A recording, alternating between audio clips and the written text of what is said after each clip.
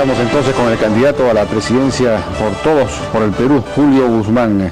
Julio, buenas noches, ¿qué tal? ¿Cómo le va? Buenas noches, Jaime. Si me permites, quisiera disculparme por la invitación que me hiciste el otro día y no pude asistir. Fue una descoordinación del equipo, pero yo la asumo la responsabilidad por ser el candidato. Disculpa. Bueno, entonces disculpa aceptada. Bueno, hablando de descoordinaciones y de desorganización, aparentemente hay un problema de desorganización en Todos por el Perú, y eso podría hablar de las cualidades del liderazgo, del director de la organización, que es Julio Guzmán.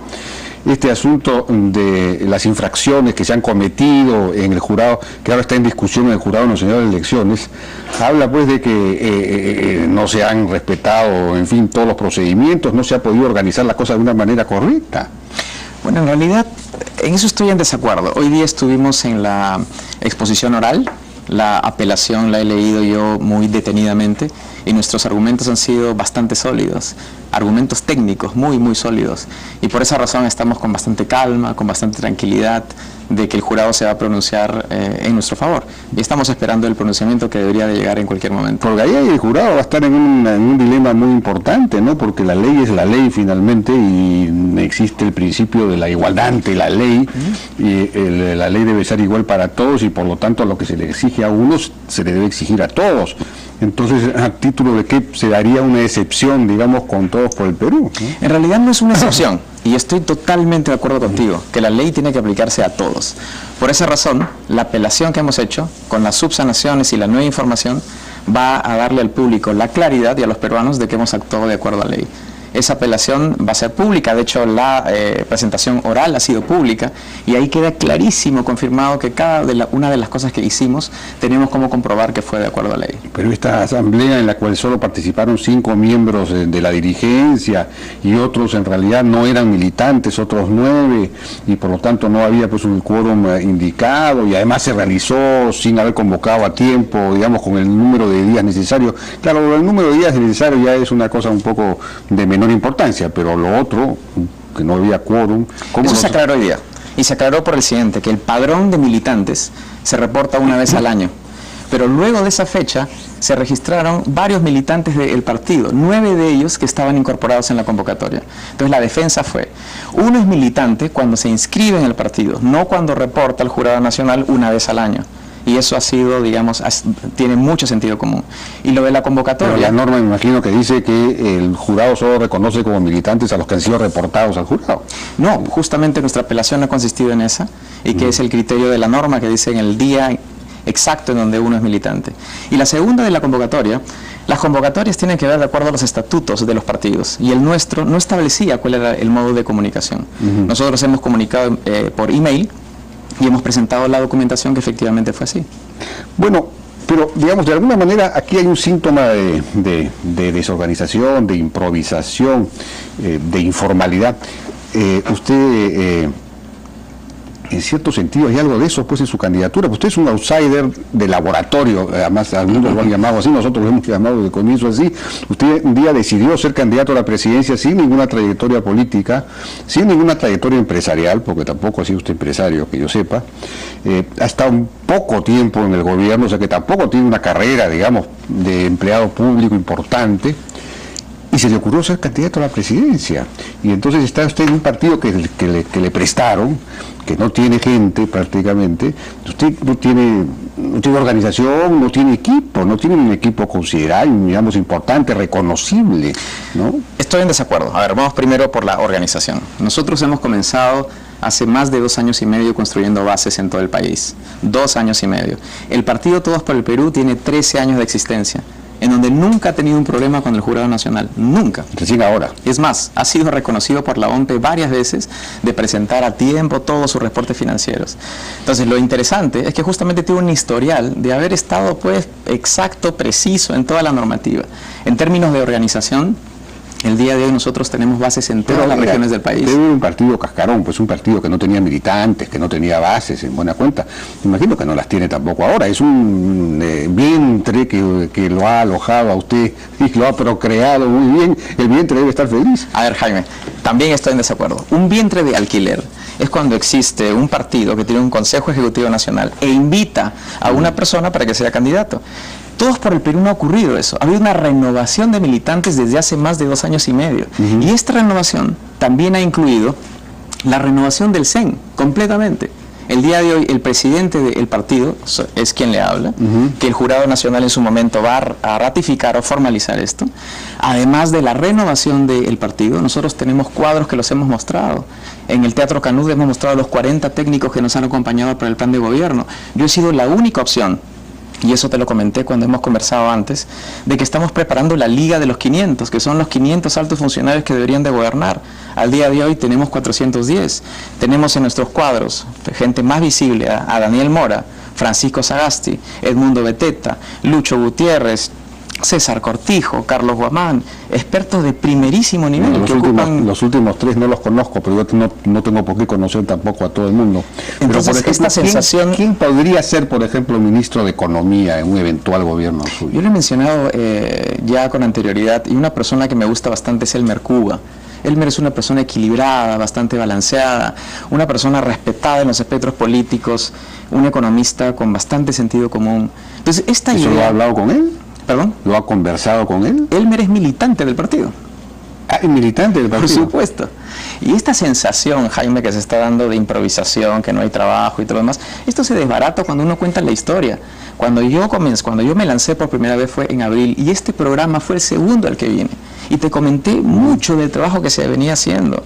Tenemos bases, como repito, en todo el país. En Chiclayo hemos tenido un meeting con 7.000 personas. En Trujillo con 5.000 personas. Entonces, nuestro partido es un partido vivo, es un partido que convoca. ¿Quién sería, por ejemplo, el ministro, quién podría ser el ministro de Justicia, por ejemplo, que es un área muy importante, porque hay que hacer la reforma judicial, en fin? Sí, bueno, es bastante... El ministro del Interior, ¿quién podría ser? Es bastante, digamos, anticipado. El tema de la seguridad, que es fundamental. Sí, es muy anticipado decir quién va a ser el ministro. No, ¿quién podría, digamos, quiénes tienen ahí ustedes en el equipo como para manejar el tema del Interior, la reforma policial? Claro, César Cortijo, ¿no? Ex general de la Policía Nacional, con unas credenciales espectaculares, que conoce el tema del crimen y la delincuencia pues de las calles en el campo. César Cortijo viene trabajando con nosotros desde hace 2 años. Fue el policía que atrapó al delincuente que hirió a esta niña, Romina. Ajá. Es un héroe dentro de la Policía Nacional. Ahora, pero ¿cuál ha sido? Yo le decía que usted es una persona que de pronto un día se levantó inspirado y dijo, quiero ser presidente del Perú, o de repente en su casa le dijeron a usted, Julio, tú tienes que ser presidente, no sé, de repente tiene usted eso desde niño, pero decía, porque usted no tiene una trayectoria política, no tiene una trayectoria empresarial, en fin, ¿cuál ha sido su trayectoria, digamos? Usted estuvo en el Estado unos cuantos meses nada más en el gobierno peruano, antes entiendo que trabajó en el BID. Sí, déjame comentarte sobre eso. A ver, mi experiencia política, para comenzar, mi padre fue de Acción Popular, reclutado por Fernando Belaúnde Terry. Yo fui uno de los fundadores del Partido por la Democracia Social a fines de los 90. De ahí salí a estudiar al extranjero. Entonces, el interés de meterme en política viene desde hace muchísimo tiempo y viene de mi familia. La decisión de candidatear sí es reciente, es entre 2 años y medio a 3 años atrás, en donde yo comienzo un proyecto realmente serio. Una persona que no es seria, meses antes de las elecciones dice yo quiero ser presidente y se mete en un partido vientre de alquiler. Nosotros hemos trabajado hace todo este tiempo para hacer algo realmente, una plataforma nacional, brindarle algo serio a los peruanos. ¿Cuál es mi trayectoria? Yo tengo 15 años trabajando en temas de gestión pública, Jaime. Por ejemplo, tengo una maestría en políticas públicas, tengo un doctorado en políticas públicas en los Estados Unidos. He trabajado 10 años en el Banco Interamericano de Desarrollo, asesorando a varios países. ¿Qué hacía usted en el Banco Interamericano de Desarrollo? ¿Qué puesto tenía? Mi especialidad, yo era especialista en comercio e integración. ¿Qué significa eso?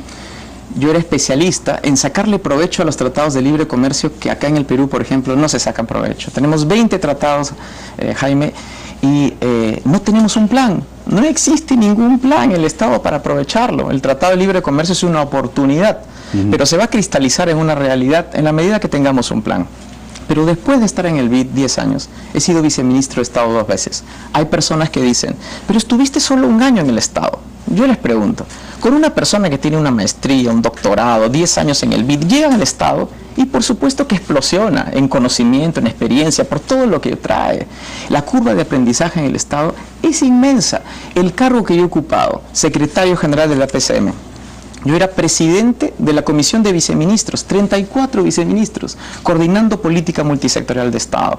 Entonces, esos argumentos son argumentos muy débiles. Ahora, después de eso fui socio de Deloitte, que es la consultora internacional más grande del mundo.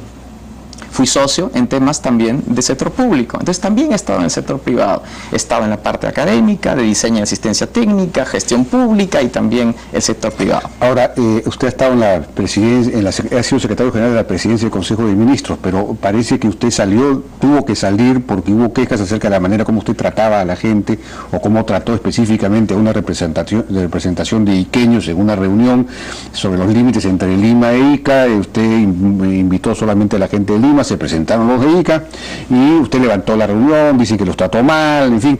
Aparentemente usted es una persona un poco intemperante, de repente, o quizás con un cierto nivel de neurosis, digamos, que no sé si una persona puesta ante, digamos, la presión digamos, del gobierno, de las tareas de gobierno, pueda responder, A ver, lo que soy yo es una persona disciplinada, firme y que hago mi trabajo. Entonces, acá hay dos temas. Primero, la razón por la que salí de la PCM. Y la evidencia más concreta es la resolución del peruano, en donde aparece mi aceptación de renuncia. Y lo que se pone al final es que el presidente de la República me agradece por mis importantes trabajos en la PCM, en la labor. A los funcionarios del Estado, cuando le quieren agradecer, le dicen agradecer por sus servicios. A mí me pusieron por sus importantes servicios a la nación. ¿Por qué? Porque mi trabajo fue un trabajo pulcro, fue un trabajo disciplinado, ordenado. No es cierto que yo salí de la PCM por alguna otra razón. Salió después, 2 días después de esta reunión que hubo, en la que hubo quejas ¿Y el segundo? ante el presidente del Consejo de Ministros. Y si me dejas aclarar el segundo punto, te lo voy a contar tal como fue. Siendo secretario general, yo era el responsable de dirigir ciertas reuniones de Estado, entre ellas, por ejemplo, las de la Oficina de Demarcación Territorial. El 86% de los límites en el Perú no están determinados.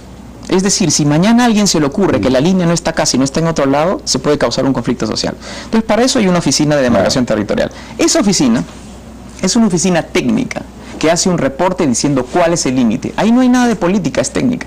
Esa oficina iba a hacer una presentación de los resultados del estudio y se convocó a quienes, a los representantes de Cañete y de Chincha. Los dos estuvieron ahí porque el que dirigió la reunión fui yo. De hecho, yo estaba en la mesa y a la derecha tenías a un lado y a la izquierda otro. ¿Cuál era mi función? Simplemente que el estudio se pudiera explicar. Punto. Salió el director a explicar el estudio, lo estoy recordando en este momento, y cuando comenzó a hablar, la gente no lo dejaba hablar de ningún lado ni del otro, porque era un tema candente. Entonces yo paro la reunión y digo, señores, vamos a mantener el orden. Va a haber una presentación, después le vamos a dar el tiempo a una parte, después a otra parte y cerramos la reunión. ¿Les parece? Bien, perfecto. Continúa hablando el... Usted es un hombre tranquilo. Bueno, no lo sé. Ha habido quejas en el sentido de que usted los trató mal. ¿Cuántas veces? No. Bueno, pero para terminar la historia, porque es interesante, es que al final, a la tercera vez que interrumpieron al señor, yo dije, señores, les avisé, la reunión se suspende. Y se suspende porque acá no se respeta nadie a nadie. Y punto. Y salí de la oficina tranquilo. Ese fue el evento. Entonces, si a mí me preguntan que yo tengo que poner orden y ser firme por el cargo que ocupo, lo volvería a hacer. Porque el problema en el Estado es que todo el mundo hace lo que le da la gana. Bueno, hay, digamos, una pregunta importante, es aquella acerca de su origen ideológico o político, ¿no? Porque usted ha dicho el otro día, yo en una entrevista en La República, yo he sido fundador de un partido de centroizquierda que se llamó el Partido por la Democracia Social. Yo he nacido en la centroizquierda y después usted ha participado en esta reunión de las juventudes nacionalistas, en fin, y veo que su saludo es el saludo del puño izquierdo, es el saludo de los, digamos, de los partidos comunistas, ¿no? Entonces, no tiene nada de malo ser de izquierda, pero si uno lo es, tiene que decirlo abiertamente. Si usted, digamos, quiere ser elegido, es importante que la ciudadanía sepa exactamente cuál es su origen y cuál es su tendencia política. Absolutamente. Mi gesto no es este, sino es este. No, pero yo lo he visto haciendo así, con un solo... cuando estoy usando... A veces se le cae la mano derecha, ¿no?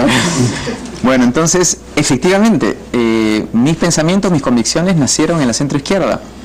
Con el transcurrir de los años, yo me he convertido en una persona más de centro, en donde tengo algunos pensamientos de centro-izquierda y otros de centro-derecha. Por ejemplo, una de las razones interesantes de las críticas es que los de izquierda me dicen que soy derechista y los de derecha que soy izquierdista. Cuando hablamos de minería, por ejemplo, yo digo que yo estoy a favor, no solo estoy a favor de la minería, sino hay que promover la minería y que lo único que hay que hacer es cumplir con los estándares ambientales y de relacionamiento con las comunidades. Pero decir que la minería no va es un absoluto absurdo. Entonces, cuando yo digo eso, me dicen que soy de derecha. ¿Y dónde me dicen que soy de izquierda? Cuando digo que el Estado, hay lugares en donde tiene que intervenir.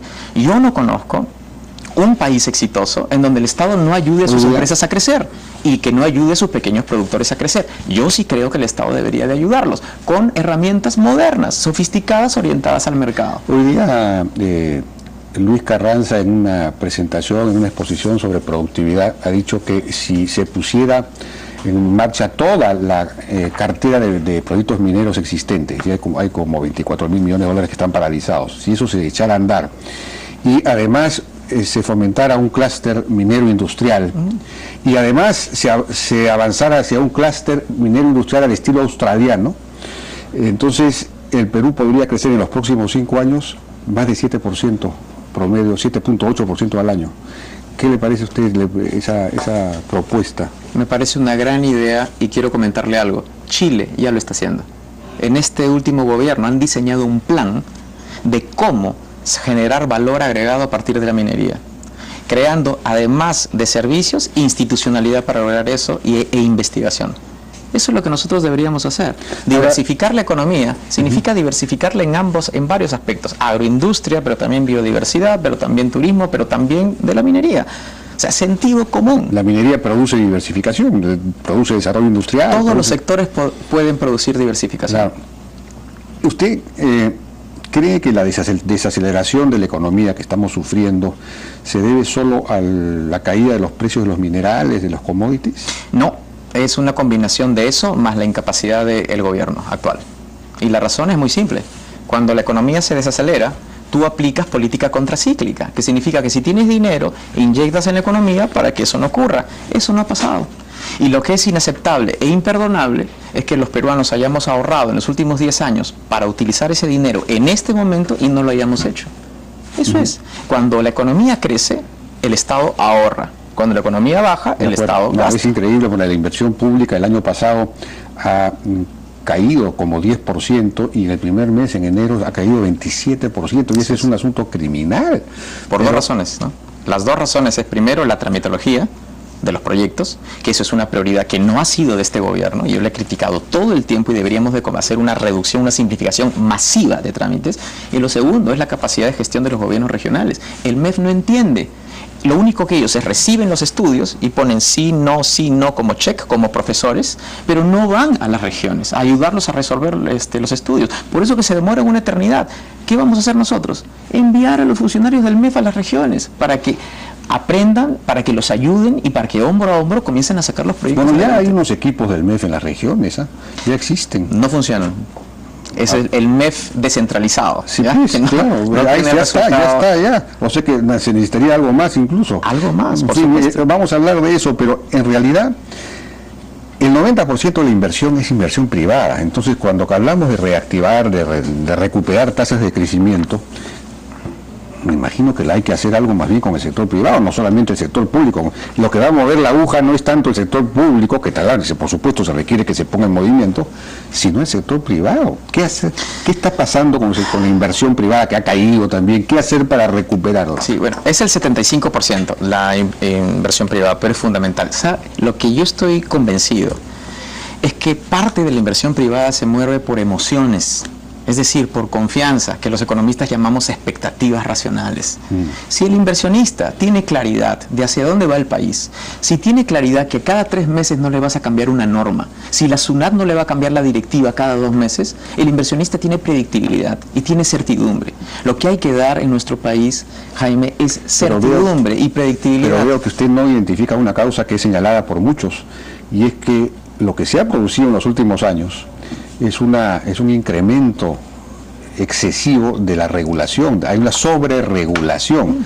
Entonces habría que hacer una reforma desregulatoria, digamos, profunda. ¿Está de acuerdo con eso o no? ¿Sabe cuántas normas se producen al año? 14.000. 14.000 normas nuevas al año que rigen nuestras vidas y la de nuestra familia. Por eso digo que la simplificación de trámites masiva tiene que ser una prioridad. ¿Y eso qué significa? Reducir todos los sistemas administrativos del Estado, que son 12 y no se cambian desde hace años.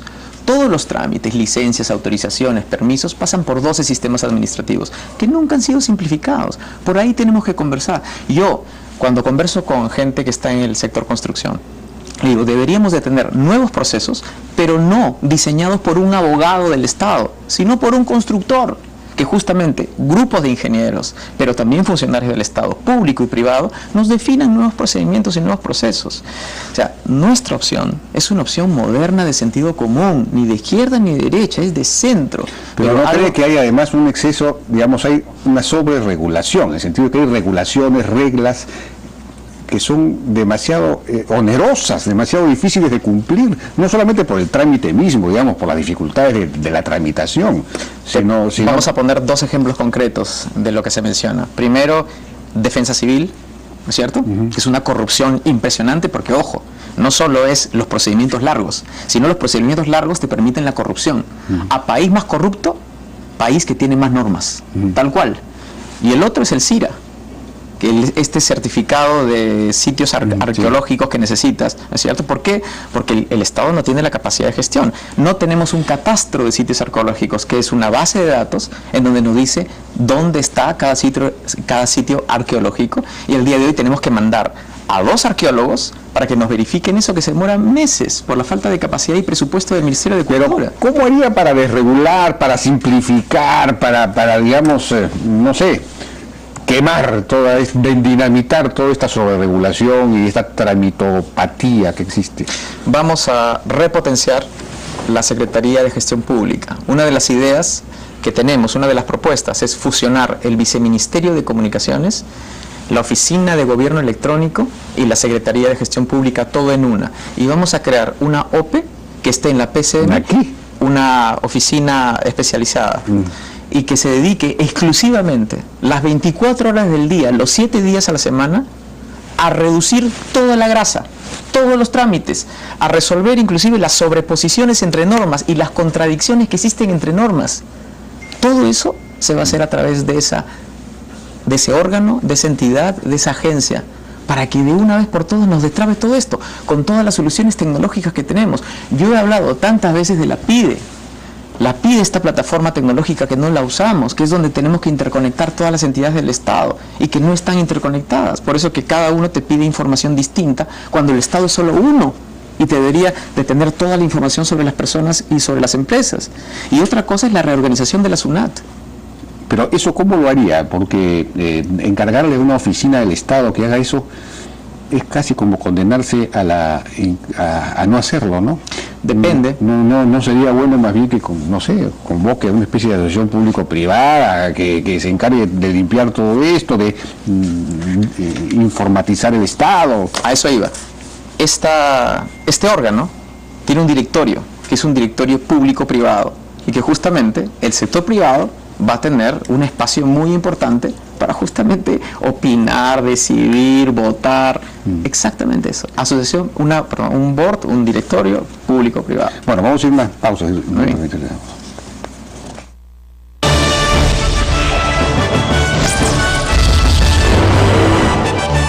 Seguimos conversando con Julio Guzmán. Hemos estado hablando de asuntos vinculados al Estado y a la promoción del sector privado, pero el Estado peruano es un Estado patrimonialista, necesita una modernización muy grande, una profesionalización.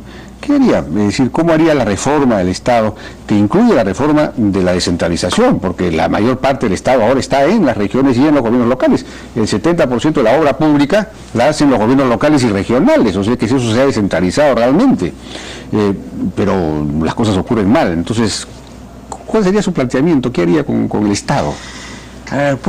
Voy a decir dos cosas sobre eso. Tenemos la ley de gobiernos regionales, pero no tenemos el reglamento. La ley es algo muy general y que justamente causa confusiones. No le atribuye responsabilidades específicas al gobierno regional, provincial, distrital, y ahí es donde ocurren pues estas sobreposiciones, esta falta de claridad. El hacer un reglamento y definir las responsabilidades puede poner mucho orden. Pero lo segundo, más interesante, es usemos los fideicomisos. En Colombia, el 80% de los proyectos de inversión pública se hacen a través de fideicomisos privados. Nosotros vamos a promover y vamos a extender el uso de fideicomisos y así reducimos la corrupción. ¿Qué es el fideicomiso? Es un tercero privado, bancos, cajas municipales que ya existen. Y a ellos se les encarga los desembolsos, la verificación de obra, el que tenga que lidiar con los proveedores. Así se reduce un montón de corrupción, las obras se ejecutan más rápidamente, la calidad de las obras aumenta, y eso es una herramienta orientada al mercado moderna. En el Perú, ¿por qué no se hace? La atomización de la obra pública en las regiones y gobiernos locales, ¿usted le enfrentaría ese problema? La atomización se resuelve de una forma, digamos, drástica, pero importante, que es, hagamos que el MEF, yo lo que haría, es que los snipólogos, que es todo este ejército que están trabajando en el MEF, que se vayan 6 meses a vivir en las regiones y 6 meses en Lima. 6 meses y con incentivos económicos. ¿Y eso qué hace? Primero, que ellos entiendan que las regiones es un mundo distinto, que las regiones comiencen a generar capacidades, que los proyectos salgan más rápido. Ese es algo creativo. Pero es no algo habría nuevo. que integrar proyectos, hacer paquetes, digamos, en lugar de hacer un proyecto por cada pequeña escuela, hacer un gran proyecto de muchas escuelas, en fin, cosas de ese tipo. Ahí, por ejemplo, algo interesante que se puede hacer, que podemos ir, digamos, pensando para encontrarle bien el diseño es, tenemos obras grandes de colegios muy grandes y también se tienen que licitar colegios muy pequeños. ¿Por qué en lugar de licitar solo el colegio grande, donde viene la constructora grande, no licitamos todo en paquete? Y la constructora grande se lleva, digamos, el gran proyecto, que es quizás más rentable, pero también los otros.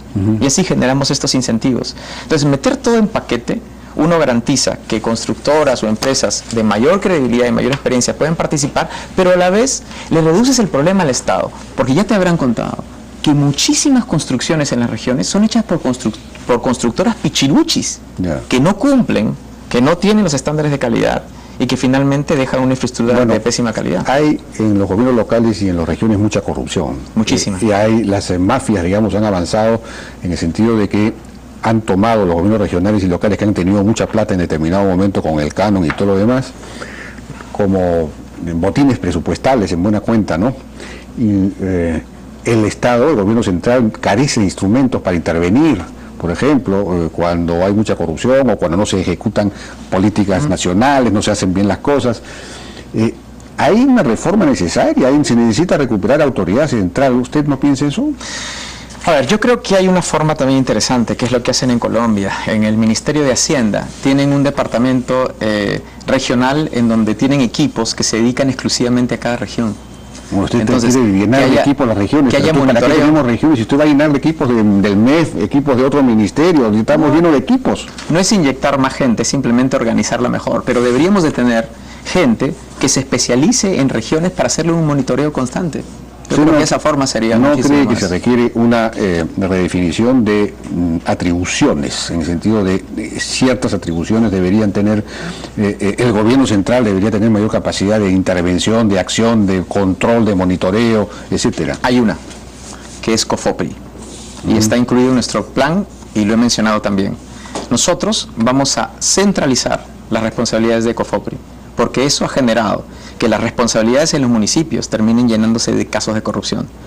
Por ejemplo, los temas de habilitación urbana, la titulación, todo eso tiene que volver a ser centralizado, porque ahí ganas masa crítica, puedes pagarle a funcionarios mayor sueldo, una capacidad técnica mucho más amplia y hacerlo más rápido. Ese es un ejemplo de cosas que podemos centralizar, porque haberlo descentralizado no funciona. Bueno, el grave problema, uno de los graves problemas del Perú es la altísima tasa de informalidad. Tenemos que formalizar el país, el trabajo, etcétera. Y ahí hay varias causas, una de ellas es tributaria, otra de ellas es laboral. La legislación laboral es de las más rígidas del mundo. ¿Qué haría usted con ese tema? A ver, la informalidad, varias cosas. En primer lugar, en la reorganización de la SUNAT vamos a cambiar los incentivos. El día de hoy los incentivos dentro de la SUNAT es para multar o sacar más plata a las empresas que ya pagan impuestos. Vamos a cambiar los incentivos para que ahora más bien traigan empresas que no pagan impuestos. Hay un grupo importante de compañías que sí están en capacidad de pagar y no pagan impuestos. Eso es uno. Lo segundo es, en nuestro gobierno, todo servicio a cualquier empresa, a cualquier actividad productiva, no va a ser gratis, sino va a ser solo aquellas que se formalicen, formalizadas o que se formalicen. Cualquier tipo de beneficio. Vamos a reorganizar, por ejemplo, COFIDE, para que sea un ente ejecutor de entrega de asesoramiento empresarial a miles de compañías, pero se les va a poner como requisito que sean formales, desde lo más chiquito hasta lo más grande. Por ejemplo, mototaxis. Nosotros estamos planteando fraccionar el seguro a mototaxis en 12 meses, para que no lo paguen solo un mes, porque no pueden hacerlo. 250 soles para ellos es terrible. Pero ¿cuál es la condición? Que te formalices. Es decir, desde los programas chiquitos hasta los grandes, todo tienes que estar formalizado para recibir algún servicio del Estado. Y lo último que queremos hacer es hacer que las empresas crezcan. El día de hoy, innovación, extensionismo tecnológico, asesoramiento empresarial, pequeños productores. Necesitamos que todos ellos crezcan. ¿Sabes cuántas multilatinas tiene el Perú? 10. El grupo Romero, el grupo quien sea, dicen que son grandes. Son grandes para los estándares nacionales, pero no latinoamericanos y mundiales. El Perú debería tener 40, 50 multilatinas. Todos deberían de crecer, los chiquitos, los medianos y los grandes, todos. El problema de nuestro país es la productividad, la brecha de productividad de nuestras empresas, entre empresas, en sectores del Perú con otros países, es enorme. Entonces, el reto del Perú es que nuestras empresas, no necesitamos necesariamente más empresas, sino empresas más grandes. Usted dice que va a exigir que se formalicen. La formalización además es un medio para crecer, ¿no? Porque uno puede conseguir crédito, etcétera. Por supuesto. Pero, ¿cómo se van a formalizar con una legislación laboral como la existente? Ese es el problema. Sí. Yo encuentro una oportunidad. Yo siempre he pensado de que para conseguir empleo, yo opto más por construcción de capacidades antes que por reducción de condiciones laborales. Siempre, en principio, esa ha sido mi opción. Pero si alguien no tiene ninguna condición laboral porque está en la informalidad, que es el 74% de los peruanos trabajadores, entonces, ¿cómo va a haber, en qué sentido hay una reducción de sus beneficios laborales si no tiene ninguno? Cualquiera que usted le dé va a ser un aumento increíble para él. Si me permites terminar la idea. Primero, en principio eso. El empleo y el salario aumenta cuando uno eleva las capacidades a los trabajadores, que significa la calidad educativa, y el día de hoy en el Perú estamos hasta las patas en eso. Muchos empresarios no pueden contratar personal porque simplemente no tienen las calificaciones adecuadas. Entonces, en principio, en el mediano plazo debería ser aumentar las capacidades, la educación, la capacitación, etcétera, etcétera. Por lo otro, flexibilización laboral. Yo creo que hay una oportunidad. Hay encuestas que demuestran a trabajadores que hay beneficios que ellos quisieran mantener o mejorar, pero hay otros beneficios en los cuales ellos estarían dispuestos a ceder. Entonces, lo que hay que hacer es una norma ómnibus, una norma que incluye una serie de incentivos que beneficien por un lado a las empresas y otro lado a los trabajadores. Y esto se puede lograr en un proceso de diálogo. Yo sí sentaría a los sindicatos y a las empresas y a los gremios para encontrar y juntos crear esta norma ómnibus que beneficie a todos, en donde todos estén de acuerdo. Pero el tema laboral es una discusión que tenemos. Una norma ómnibus. Claro, usted va a meter dentro de un... Eso sería bueno, ¿no? Meter dentro de un ómnibus a empresarios, trabajadores y todo. También. Y un ómnibus parrandero, digamos. ¿Cómo sería eso? Una norma ómnibus es una norma que incluye una serie de disposiciones, no solo una, sino varias, en las cuales tú puedes, por ejemplo, beneficiar a los trabajadores en aquellas cosas que a ellos les interesan más, y darle esta flexibilidad o espacio a las empresas para que también puedan contratar de una forma más fácil. Esto se puede, pero ¿qué tendríamos que hacer? Iniciar una discusión con los actores, y el presidente de la República tiene que liderarlo. ¿Tú te imaginas un escenario que tengamos a los sindicatos, a los gremios? A usted va a liderar personalmente esa encerrona. Pero esa encerrona tiene que darse. ¿Hace cuánto tiempo que no tenemos digamos, ningún ajuste, ningún cambio? Y el cambio, ojo, que quiero dejarlo bien claro, no significa que el cambio va a favorecer a las empresas o va a favorecer en contrario a los trabajadores. Es un cambio que puede favorecer a ambos, pero siempre y cuando entendamos que esto tiene que ser un paquete de normas, no puede ser una norma, porque ahí viene la fricción. Si flexibilizamos va a haber más empleo, más demanda de trabajadores y por lo tanto va a haber más salario, o va a mejorar, todas las empresas van a poder crecer, los trabajadores también. Mira, hay una... Es decir, eso beneficia a todos. Hay una idea buenísima de este autor de la Universidad de Harvard, que no recuerdo ahorita su nombre, que él habla sobre negociación. Y dice, ¿qué haces cuando tienes dos personas y una naranja? ¿La partes en dos y le das una mitad a cada uno? No, esa negociación es pésima. La negociación es decir, ¿tú qué quieres, el jugo o la cáscara? Y uno dice, no, yo quiero la cáscara. Y tú, no, yo quería el jugo. Entonces le saco la cáscara y los dos ganan. Y nadie pierde nada. Entonces, lo mejor sería que pasar de una a dos naranjas. Eso lo que tendríamos que hacer es, y lo que vamos a liderar, es este diálogo abierto con todos los actores que tienen que ver con el tema laboral. Y estoy seguro que vamos a encontrar un paquete de normas y de dispositivos que van a beneficiar. Rápidamente, ¿en educación hay alguna idea importante, fuerza diferente? Muchas ideas. La primera es hacer una reforma en la educación inicial.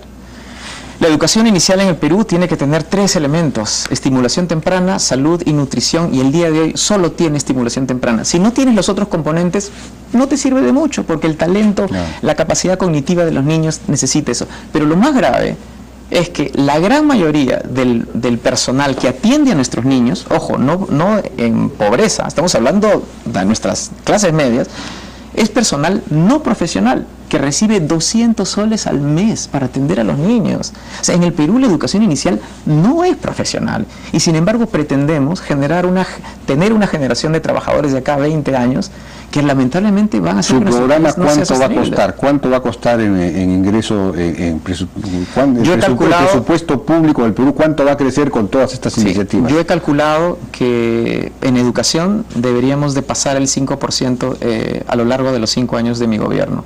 Si la economía crece 4% y si le dedicamos entre 20 y 20% de ese crecimiento a la educación, deberíamos de terminar con más de 5%. ¿Usted aspira a crecer solo 4%? No. Yo aspiro a crecer más. Lo que pasa es que de acuerdo a las condiciones estructurales del Perú el día de hoy, la proyección moderada es 4%. ¿Pero usted no va a cambiar esas condiciones estructurales? Por supuesto, pero yo tengo que proyectar el presupuesto de la nación de acuerdo a condiciones que hay ahora y nos sacaremos la mugre para que eso sea muchísimo más. Por ejemplo, los proyectos de inversión pública, donde usted ha mencionado que han caído 27%. Si nosotros nos aseguramos que no caigan, probablemente el Perú no crece 4, crecemos 5.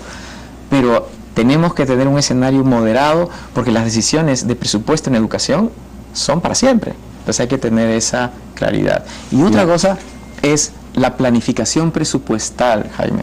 Es increíble. Los presupuestos de los ministerios y los sectores crecen inercialmente. Es decir, ¿cuánto te di el año pasado? 100.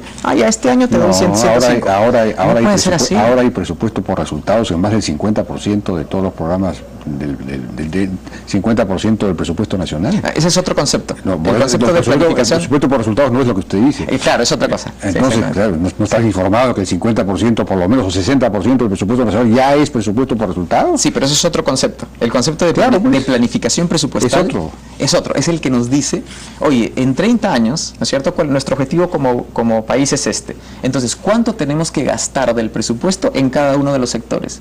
Eso no existe. El Congreso, por ejemplo, su presupuesto se ha duplicado en los últimos 5 años y yo le pregunto, ¿necesitamos duplicar el Congreso en un país como el nuestro cuando la economía crece? No. Y eso es porque el presupuesto se asigna en forma inercial. ¿Y usted aumentaría, por ejemplo, el presupuesto de los programas sociales?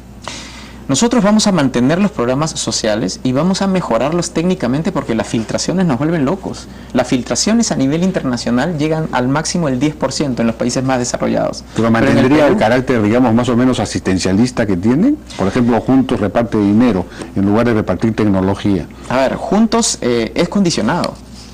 La gente recibe el dinero si es que lleva a sus hijos al colegio y a la posta médica. Pero a veces la posta médica no está implementada o el colegio no está el profesor, o sea que la condicionalidad a veces no funciona.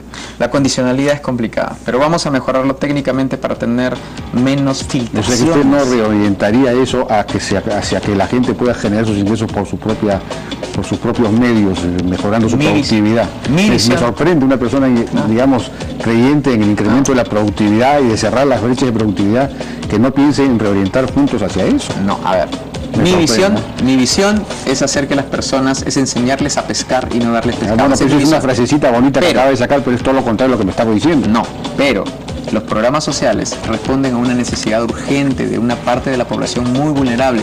Nuestra filosofía es exactamente eso, aumentar productividad, que las empresas aumenten, orientadas al mercado, incentivos, nada gratis, eso debería ser así. Pero tenemos una parte de la población que está en estado muy vulnerable y no la podemos toda esa parte que está recibiendo 200 soles al mes o 100 soles al mes, pues tienen sus tierras y pueden producir muchísimo más de lo que producen ahora si tuvieran riego por aspersión, si tuvieran... Entonces simplemente se están acostumbrando más bien a recibir plata en lugar de incrementar su productividad. Cuando el Estado intervenga y ayude a nuestros pequeños productores, yo le aseguro que estas personas van a comenzar a meterse en lo productivo y menos en los programas sociales. Se necesita tener una idea clara al respecto. Bueno, pero por último, ¿qué hará usted si finalmente el Jurado Nacional de Elecciones se pronuncia en el sentido contrario, es decir, que rechaza su postulación? Nosotros estamos manejando el escenario en que se va a pronunciar a favor, pues, ¿y por qué razón? Porque conocemos la apelación técnica, es muy sólida, responde cada uno de los cuestionamientos, explica por qué razones ocurrió esto y esto que dice la primera instancia administrativa. Entonces, él es tan sólido, tan contundente, que la verdad es que tenemos mucha tranquilidad, tenemos mucha calma y yo espero que el pronunciamiento sea muy pronto, probablemente sea mañana o en un par de días. Bien, Julio Guzmán, muchas gracias por su participación. Muchísimas gracias por la invitación. Y suerte pues en su empeño. Nosotros ya nos despedimos hasta el día de mañana. Buenas noches.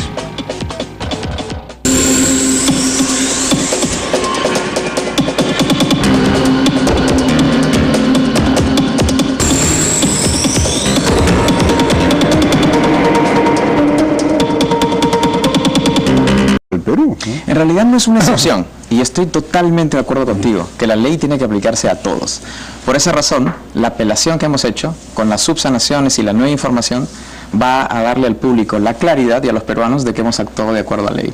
Esa apelación va a ser pública, de hecho la presentación oral ha sido pública y ahí queda clarísimo, confirmado que una de las cosas que hicimos tenemos como comprobar que fue de acuerdo a la ley. Pero esta asamblea en la cual solo participaron 5 miembros de la dirigencia y otros en realidad no eran militantes, otros 9, y por lo tanto no había pues un quórum indicado y además se realizó sin haber convocado a tiempo, digamos con el número de días necesario. Claro, el número de días necesario ya es una cosa un poco de menor importancia, pero lo otro, que no había quórum...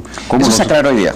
Y se aclaró. De alguna manera aquí hay un síntoma de desorganización, de improvisación, de informalidad. Usted, en cierto sentido, hay algo de eso pues en su candidatura. Usted es un outsider de laboratorio, además algunos lo han llamado así, nosotros lo hemos llamado desde el comienzo así. Usted un día decidió ser candidato a la presidencia sin ninguna trayectoria política, sin ninguna trayectoria empresarial, porque tampoco ha sido usted empresario, que yo sepa. Ha estado un poco tiempo en el gobierno, o sea que tampoco tiene una carrera, digamos, de empleado público importante. Y se le ocurrió ser candidato a la presidencia. Y entonces está usted en un partido que le prestaron, que no tiene gente prácticamente. Usted no tiene organización, no tiene equipo, no tiene un equipo considerable, digamos, importante, reconocido. Bien, estamos entonces con el candidato a la presidencia por todos, por el Perú, Julio Guzmán. Julio, buenas noches, ¿qué tal? ¿Cómo le va? Buenas noches, Jaime. Si me permites, quisiera disculparme por la invitación que me hiciste el otro día y no pude asistir. Fue una descoordinación del equipo, pero yo la asumo la responsabilidad por ser el candidato. Disculpa. Bueno, entonces disculpa aceptada. Bueno, hablando de descoordinaciones y de desorganización, aparentemente hay un problema de desorganización en Todos por el Perú, y eso podría hablar de las cualidades del liderazgo, del director de la organización, que es Julio Guzmán. Este asunto de las infracciones que se han cometido en el jurado, que ahora está en discusión en el Jurado Nacional de Elecciones. Por el siguiente, que el padrón de militantes se reporta una vez al año, pero luego de esa fecha se registraron varios militantes del partido, 9 de ellos que estaban incorporados en la convocatoria. Entonces la defensa fue, uno es militante cuando se inscribe en el partido, no cuando reporta al Jurado Nacional una vez al año. Y eso ha sido, digamos, tiene mucho sentido común. Y lo de la convocatoria... Pero la norma me imagino que dice que el jurado solo reconoce como militantes a los que han sido reportados al jurado. No, justamente nuestra apelación ha consistido en esa, y que es el criterio de la norma que dice en el día exacto en donde uno es militante. Y la segunda de la convocatoria, las convocatorias tienen que ver de acuerdo a los estatutos de los partidos, y el nuestro no establecía cuál era el modo de comunicación. Nosotros hemos comunicado por email y hemos presentado la documentación que efectivamente fue así. Bueno, pero digamos, habla pues de que no se han respetado, en fin, todos los procedimientos, no se ha podido organizar la cosa de una manera correcta. Bueno, en realidad, en eso estoy en desacuerdo. Hoy día estuvimos en la exposición oral, la apelación la he leído yo muy detenidamente y nuestros argumentos han sido bastante sólidos, argumentos técnicos muy sólidos, y por esa razón estamos con bastante calma, con bastante tranquilidad de que el jurado se va a pronunciar en nuestro favor, y estamos esperando el pronunciamiento que debería de llegar en cualquier momento. Porque ahí el jurado va a estar en un dilema muy importante, ¿no? Porque la ley es la ley finalmente y existe el principio de la igualdad ante la ley, y la ley debe ser igual para todos, y por lo tanto lo que se le exige a unos se le debe exigir a todos. Entonces, ¿a título de qué se daría una excepción, digamos, con todos?